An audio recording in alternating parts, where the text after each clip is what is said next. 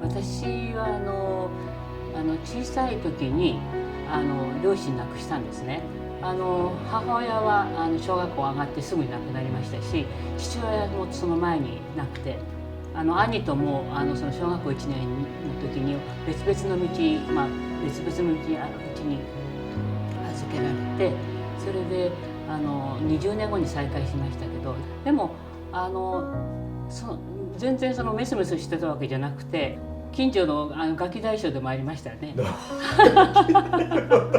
手に職をつけなければならないというふうに言われて、でもじゃあどうしようかなっていう時に、やっぱり大学は行きたいなと思って、それで親が「六大学なら行かせてあげるけど」ってって猛勉強して、それで早稲田に向かって国文科、でも将来はやっぱり国語の先生かなと思って、そんな感じでいまして、本当に国語の先生になりましたけど、だから研究者になろうとか大学院なんかもその当時ないし、日本語教育なんてまして誰も知らない言葉だった。最終的には何を先生？旅の会。一人でね、女の子も旅をしろっつって、旅をこよなく愛する会なんですよね。で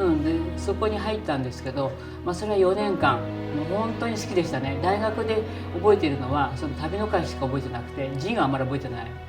整形とか小学部とか理工学部とか、もういろんな人がいたので、いわゆる野人的なとこがあって、だからそこですごく揉まれて、いろんなこと学んで、旅の会では私は決断、勇気、実行。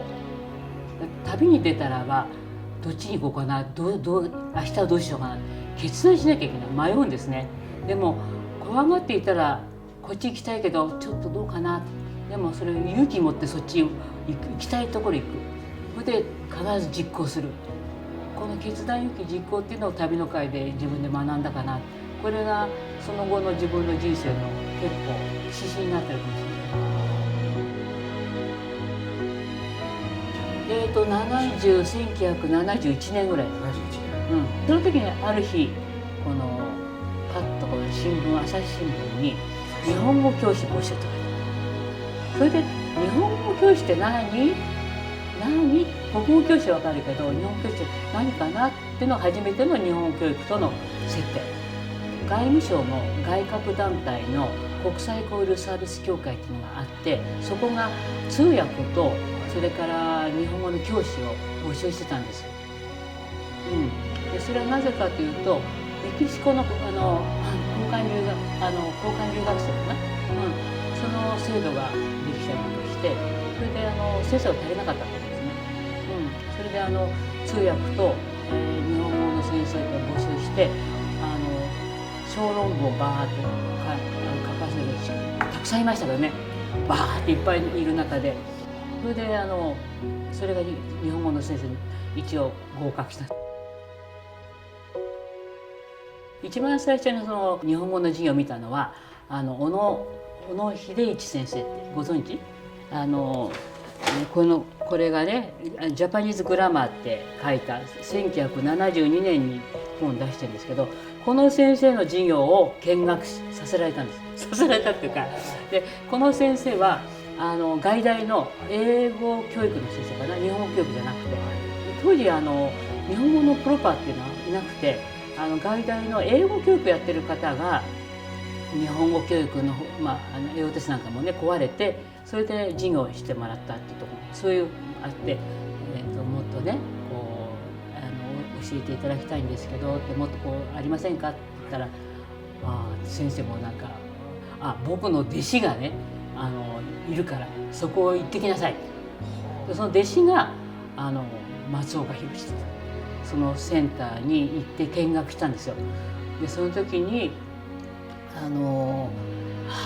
当時もうオーバーヘッド使って直接法で、それから教材とか使って、もう本当にパターンプラクティスね、パーってやってて、もう圧倒されたんですよ、私。それですごいなって、こういう授業なのか日本語教育っていうので、それですっかり魅了されたんですね。そしたらいろいろ話してるうちに松岡さんもちょうどその時日本語の基礎を作ってる最中だった。それれでやっぱり自分の授業がまで手回らないし、でその当時は韓国の、国民学校を出た人たち、かなりできる人たちが来てて、でその人たちのその授業をする人が先生いなかった。あんた国語の先生だろうっつって、できるねって言われて、トントン拍子にこちらの非常勤の話が決まって、半年後の1973年かな、7月から専任になったんです。最初新人訓練から始まって、それからそうですね、一人前というか一人で自分でできるようになるまで1コース、これ5週間ですけど2コース3コースだからもう1年までいかないけど半年以上かかって初めて自分が1コマ持てるような訓練をしっかり先輩がもう手取り足取り徒弟制度ですよ。これ当時の新人教育資料。新人教育資料すごい日本語新人訓練計画実施報告書っていうので45年でしょ、はい、私この後これ受けてませんけどほとんど同じようなことを受けてますので、もう本当に丁寧にもう一人一人もう一人前になるまで全部授業を見て、授業の見学もあったり説明もあったりレッスンプランの作り方もあったし、それから授業を見てコメントもらってまたですから最初はの時はここまでね、じゃあ次はこの一つの文教を入れてね、で次は 2つ3つ増やして全部最後に3時間全部持つようにして、計画的ですよね。そうですね、その先生たちが今教材作ってる。じゃあAOTですね、育てられて、それで AOT で私たちが開発したものを全部自分たちがその教材にして、松岡さんが一番私が入った頃日本語の基礎を作ってるって言いましたけど、あんた表紙作ってっつって、私が想定デザインして、だけどその時私もまだ入ったばかりで暗黒の世界だったからグレーなそんなこう気持ちを表してるんです。そう気持ちを表してるね、このグレーね。でも私の一番最初の仕事、でもすごい素敵なね、最初の仕事はこの表紙を作った。85年ぐらいっていうのはやっぱり研修生のレベル差がだいぶ出てきたんですね。っていうのはそれまではほとんど研修生っていうのは日本語を勉強してこなかった、ゼロからスタートして、だからこれでもう済んでたの、だけどそれじゃ済まなくて、日本の企業が海外にプラントをたくさん進出して、そして海外に出ていく、それで研修生たくさん呼ばなきゃいけない。それでだけど今までみたいな工場の生産ラインに立つだけじゃなくて、やはりもう少し日本語できる人も欲しい。それから話す会話だけじゃなくて読み書きも欲しいとか、ちょっと企業の方がそういうニーズを出してきた。日本の経済発展が、かなり上向き上司になってきたので、それで日本語の重要性が高まったんですね。そういう時にやっぱりこれだけでは足りないというのを考えていたのが私とか、それから各センターにも一人ずつがいたんですよ、数人。それで改訂しようって提案されたんですか。そう、改訂しようって、そしたらね、その時当時20人いましたよ。横浜と大阪と東京と名古屋とセンターに5人、各センター5人ぐらいだから20人、改訂しなくていいんじゃないかとかね、もういろいろ収集つかない。いやだって大変だったわけですね。収集がつかない。AOTの教材作成は共同制作だったんですね。共同制作だから良かったと思うんですけども、共同制作ってことはみんなの合意を得なきゃいけない。そうですね。でその当時東京の研修管理課の、研修課長がね、じゃあみんな全員東京に呼ぶって全員呼んで、それで改定必要があるか必要ないかっていうことを会議して、すごい大会議ですね。大会議。それで必要あり必要なしってことで、12対8かな、反対8ぐらい、賛成12ぐらいで、それで改定に5が出た。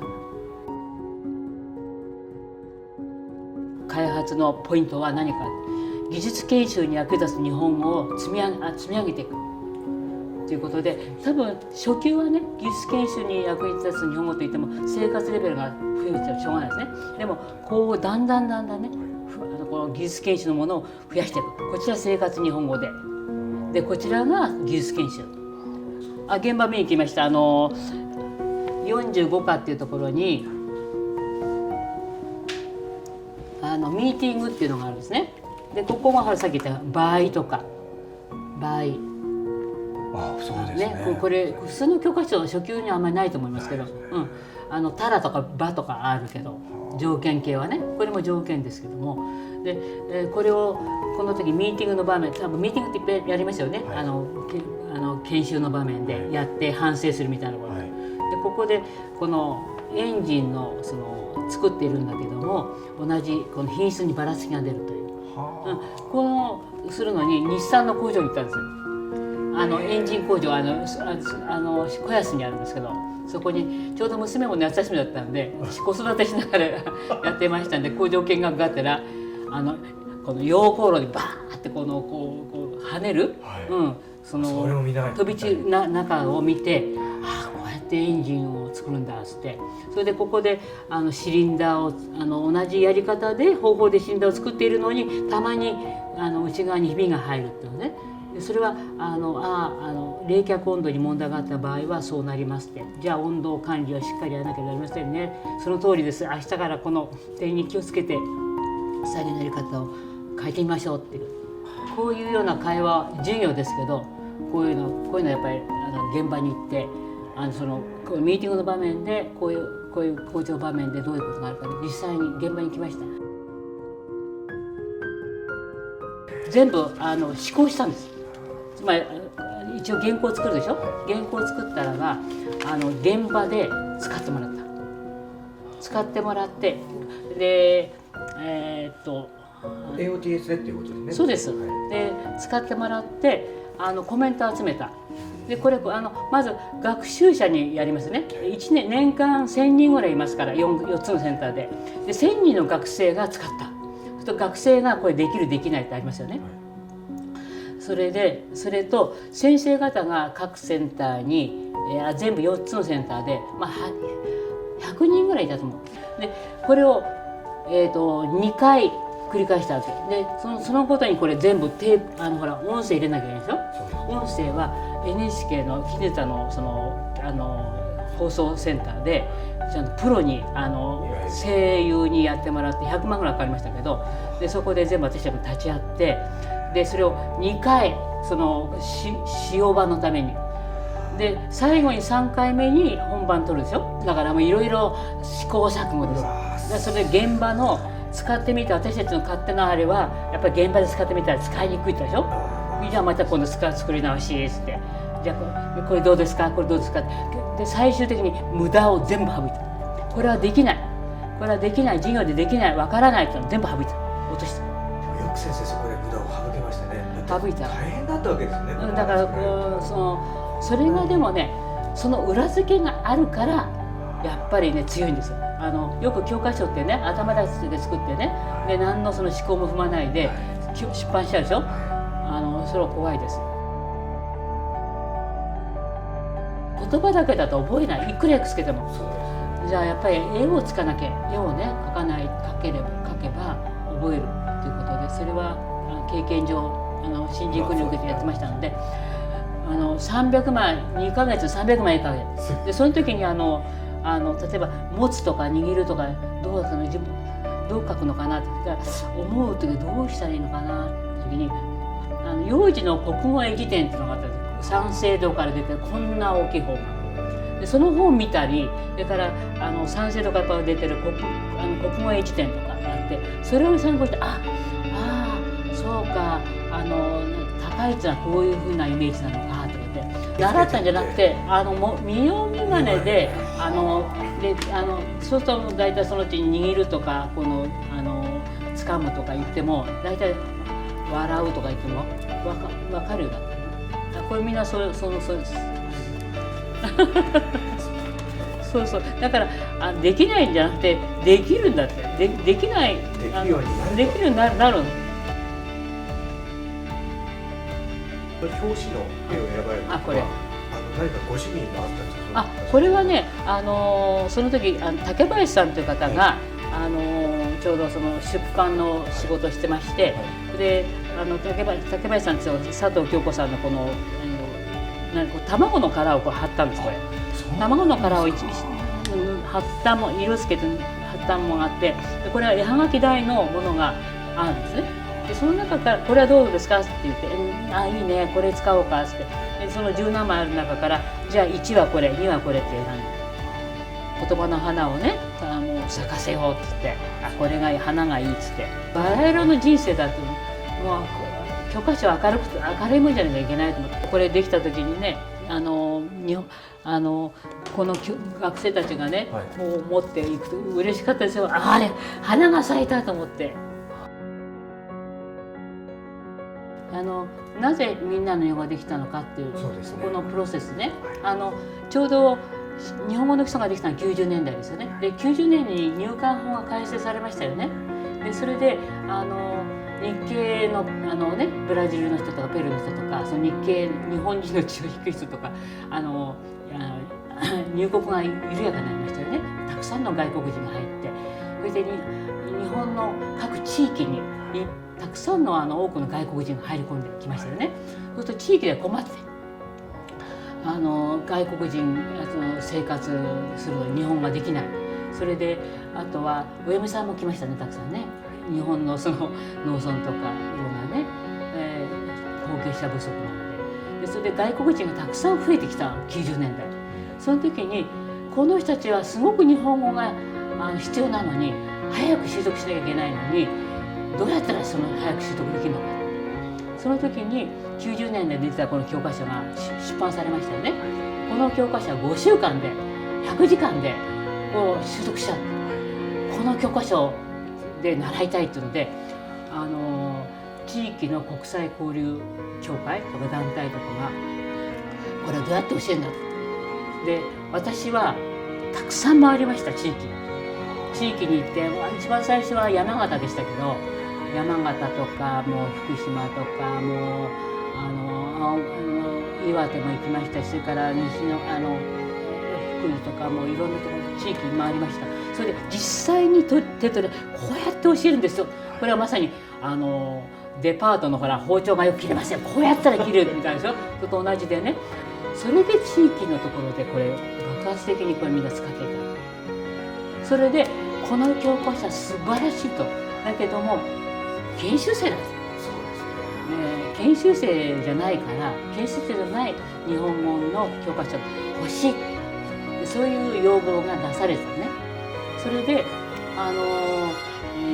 じゃあどうしようかっていうことであ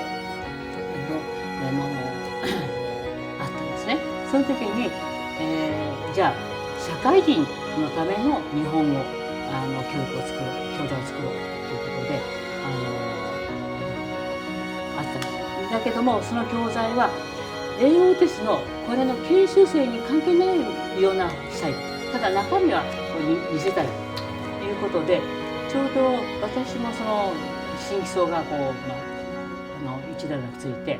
それで3A から、そういったこういう話が来たんですよ。こういう教材を作りたいので許可をもらいたいと。で私もその担当やってたので許可すると。その代わりこの形を崩さないこと条件、文系例文会話、ね、それからこのなんていうかな、この想定っていうか変えないことっていうその条件で許可して、で私がその書類を書いて上に出した、それでその時にあなたが、私ちょっと新基礎の委員長でやってましたから、あなたがこれ全部知ってるからあなたが監督に行けっつって、それで毎週その土曜日になると行きましたね。じゃあ AOTS からそうそう、AOTS からお目付け役みたいな感じ。みんなのというタイトルっていうのは、初めは仮タイトルは社会人のための日本語だった。おお、随分硬い感じ。硬い感じ。それで竹林さんって人がここに真ん中にね、普通ここにページがあるんですけど、これどうって言われて、こうやってこういうのを入れたりして、その仕方もいろいろアイデアくれて、それからフォントもね、明朝体、これなんか明朝体かな、明朝体じゃなくて森沢っていう活字体、理とか重ならない「い」とか森沢の活字体を使って、それからこの、紙は裏に映らない、それでこうちょっと黄色がかっている、目に優しい、すごくこだわって作る。それから文冊はタイ語とかインドネシア語とか6カ国語何カ国語作りましたでしょ、そうすると本によって言葉によってページ数が変わっちゃうんですね。タイ語だと訳すると2ページになっちゃったり、中国語だと半ページもいらないとか、そうするとね、研修生に「はい、何ページ開けてください」と「先生ありません」っていうの。そうですね。だから全部開けたらパッとなるように文冊作った。多言語展開はもう初期の私がもう入った頃からもう結構やってまして、最初はローマ字PJC って言ってね、プラクティカルジャパニーズのこの英語とそれからローマ字も多かったんですけど、多言語展開はやっぱりいろんな研修生がいましたから、英語が通じない、英語ができないで人が多かったんですね。それでだからやっぱり分かるためにはその彼らの言葉に合った訳語を作ろうと。だから授業はただし全くその媒介語を使わない。でもそういう文冊があるから準直接法。ですよね。こういう教材がね本当に世に出ていくとは思わなかったし、それがたまたまそのみんなの日本語っていう形で出てって、でこんだけ国内海外に使われて、それで良かったなと思う。人生いろんなねやりがいとか生きる生きがいとかあると思うんですね。まさに生きがいだったし、楽しかったし、仕事って思わなかったかな。新日本の基礎作ってる時なんか4つのセンターの中でみんな代表っていうかその委員が作ってた時に持ち回りでやってたんですね。大阪行ったり名古屋行ったり横浜行ったり東京行ったり、もう私なんか新幹線の中でもこう書いてましたし、それから会議でみんな話し合ってもらいに練習の問題作って「ちょっと待ってはいはい」って私などがやったし、だから本当に夜も遅く会議も12時ぐらいまでみんな口論したなんかしてやりましたけど、でもなんだろう苦しいと思ったことはなかったし、やっぱり好きって言ったら面白く楽しいし、それからやっぱり相手が人間ですよね、学生たちが。でいろんな人に出会えたし、でそういういろんな人に巡り合った。やっぱり現場にあったからこそできたから、教材は、戦いながら、やっぱりそんな楽してできない、現場離れではできない。